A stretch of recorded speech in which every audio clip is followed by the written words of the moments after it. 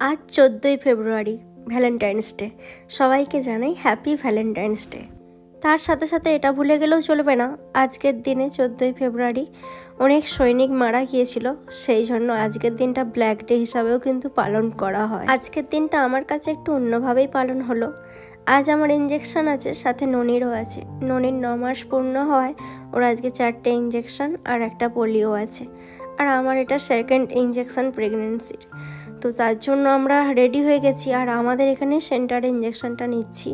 একদম বাড়ির খুব কাছেই হেঁটে হেঁটে যাচ্ছি, মা, আমি, বৌদি, ননি 4জন মিলে যাচ্ছি। আমাকে নিয়ে তো টেনশন নেই, আমি এর আগেও ইঞ্জেকশন নিয়েছি।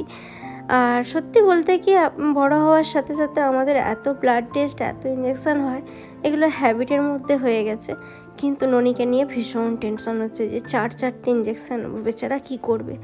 প্রথমে একটু ভিডিও করেছিলাম, ওর কান্নার আওয়াজ শুনে ব্যাস আমি ওখানেই একদম থমকে গেছি। ওকে সামলাতে সামলাতে আর আমি ভিডিও করতে পারিনি, কারণ ভিডিও করা যায় না, ওই মুহূর্তে করা যাবে না। প্রচণ্ড কান্নাকাটি করছিল। ধরো ওই হাতটা। আর আমি ভাবতেও পারিনি এই সময় আমার বর এখানে চলে আসবে। ওর আসার কথা ছিল না, ও রাতে আসার কথা ছিল। আর ভেতরে একজন আশা দিদিমণি, আমাদের এখানেই বাড়ি, কাকিমা হয়, আমাকে বলছে দেখ মৃণাল চলে এসছে। আমি তো প্রথমে বিশ্বাসই করতে পারিনি, তারপরে বাইরে বেরোয় দেখলাম হ্যাঁ সত্যিই তো। তারপরে ও ননিকে কোলে নিয়ে নিয়েছিল। ননি বাইকে চাপতে ভীষণ ভালোবাসে, বাইকে চালিয়ে ওকে বাড়ি নিয়ে গেছে।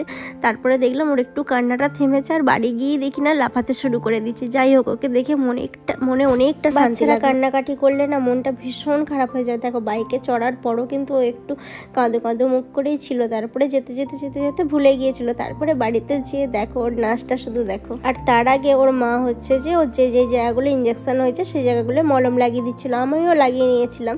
তারপরে ও কিন্তু আর কান্নাকাটি করেনি। তারপরে দেখলাম ওকে ছেড়ে দেওয়ার পরে ও লাফাতে শুরু করে দিয়েছে, আর দেখে এত ভালো লাগছিল।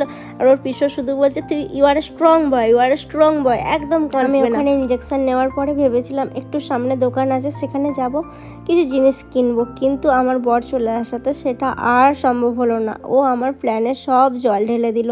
আর কি করা যাবে, কিচ্ছু করার নেই। তারপরে বাড়ি এসে ও আর আমি দুজন মিলেই খেতে বসে গিয়েছিলাম।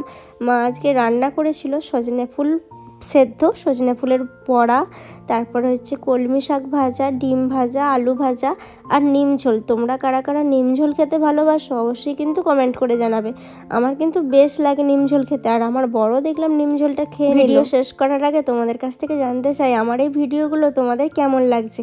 তোমাদের যদি ভালো লাগে অবশ্যই কিন্তু লাইক, শেয়ার, কমেন্ট আর অবশ্যই কিন্তু ফলো করো। আর যারা ইউটিউব থেকে দেখছো অবশ্যই সাবস্ক্রাইব করে দিও।